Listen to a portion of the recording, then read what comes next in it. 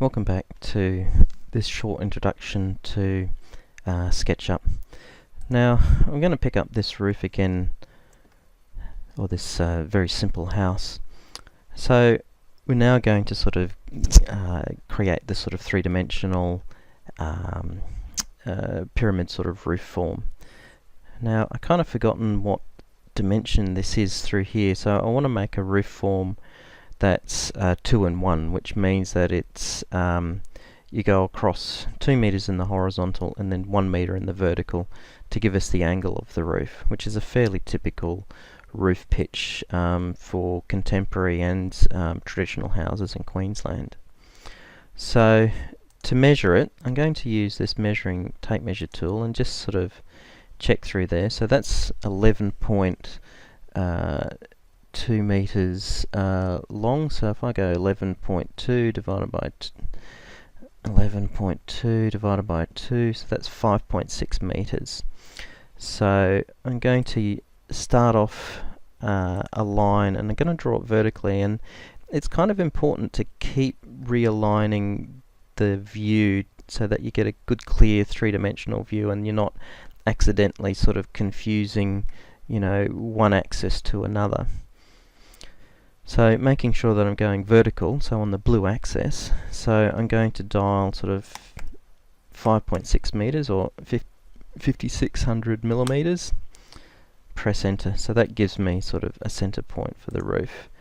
And all I'm going to do is just start to construct parts of this building. Now, as you notice through here, what sort of strange thing has happened is that the default view on here, it looks like the rest of the default material looks the rest, but this one's kind of gone a darker grey. Now, how most CAD programs work is the order and the direction that you generate lines and surfaces means that the surface and line has a bias or a direction one way or another. Now this one here, because we can see the default material looking correct, it's actually the surface is pointing outwards, whereas this one, it's actually not, it's pointing downwards. Now in most instances it doesn't really matter in SketchUp. In some other applications, more sophisticated CAD programs, it does. It just kind of looks annoying on the model, and it sort of affects the way that it looks. It's easy to reflip it though, and it's not something that you need to keep sort of worrying about as you go. All you do is you simply highlight that surface, right click, and just go reverse faces, and then we get it back to the other way as well. So I'm going to generate the next part of this through this way here. So I'm just going to do a generating line here and then just draw a line through there. Now what I want to get is how high this center ridge line should be, just working through the sort of geometry, the logic of the geometry that we've set up. Now I'm going to do I'm just going to reorientate that. See, this is where we're getting some trickiness. So I'm starting to pull a vertical, and I've got my finger on the shift key to lock it into that alignment. But I've set up a guideline because I want it to sort of equate to the logic of the geometry of the roof, and stop at the sort of height through there. Now we can do that by locking the view and then pulling across, and it will then match a height of an object in the same plane somewhere else in the model, and you can see that through that dashed line. Now if I just click my mouse button there, so my line here is now the same as that line there. And I'm going to do the same again through here to generate my ridge line, and then pull it so that it snaps to that point there. So I'll have my ridge now set up.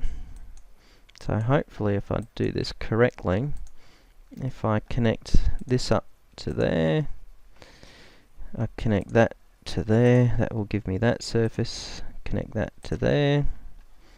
I'm actually going to get rid of that plane there as well and start to clean up some of this setup geometry that I've made, and hopefully if I connect that to there it should all close up, which it has. So there we have a very simple hip roof on a very simple L-shaped house. Now I might actually, what I've been doing is that I've been drawing everything in this house layer, but in fact what I've been drawing is the roof. So the kind of the issue here is that maybe we actually want to set this up on a different layer so that I can show the house and the roof separately in different views. So we can follow the same method that we did in a previous video and just dial up a new layer, and let's call this roof. And we can then triple click, because don't forget we haven't grouped this yet. We can triple click on this and then go to the entity info, and you can see it's on the house layer. We can pull this down and then put it on the roof layer. Now we can triple click on that, get everything, right click and make a group. So now in theory we've got a group on the roof layer, but it is actually a bit trickier than that, and it's a common mistake that you make, and it's something that you really have to be conscious of in making sure what layer you're in. Because if I just make, say, the site the active layer for now, and if I turn off the roof goes, but if I turn off the house, the whole thing goes. So maybe we actually want the roof still there, and you can see we actually want the roof appearing, but it's not appearing.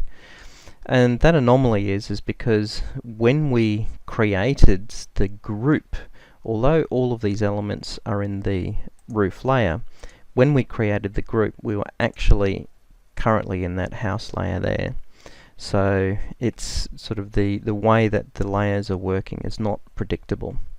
So what we have to do is that we're going to sort of break this element apart again. Let's go explode, and that brings it back to a whole bunch of elements. I'm going to make sure that it's all in the roof layer, and then I'm going to go to the radio button, make sure that the roof layer is selected, and then right click, make group. So now I'm just going to let layer 0. So when I turn off the house layer it turns off, turn off the roof layer it turns off, turn off the site. So everything is kind of behaving as it should. I can now just simply click both of those elements, and I'm going to just use the corner point of the site, hit the control key, and then just duplicate that across, so I've got the two houses there side by side.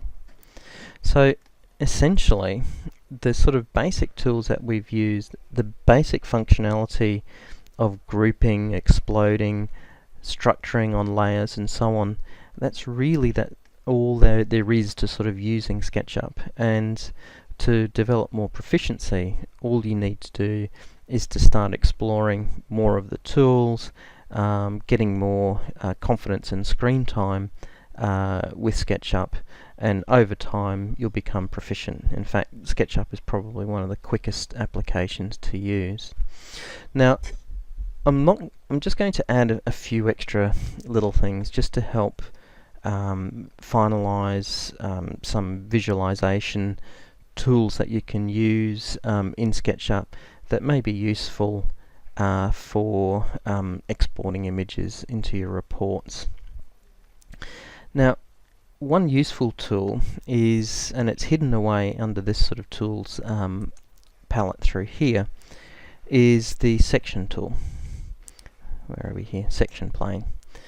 Now, what the section plane, it's just a view plane that cuts through all of the modelled elements in one part or another, and you can see what it's doing is it's wanting to sort of stick to the planes in a very similar way to as we saw with the rotate tool. So I'm just going to click on that plane there, So what we're going to do, we're going to select this, then we can use the move tool and we can drag that section slider through there. Now in this instance it actually, and if we want to turn it off, we just sort of double click on it through there and that sort of neutralizes it. Now if we do another section plane, say through the other way, then what we can do is again use the move tool and sort of use this as a way to sort of show maybe the relationship to the street, and you know, in this instance we can show different ways and how the buildings relate one to the other around the side boundary. So we'll just neutralize both of those at the moment. Now there are other standard views as well, so you know, we can sort of look at it through the top.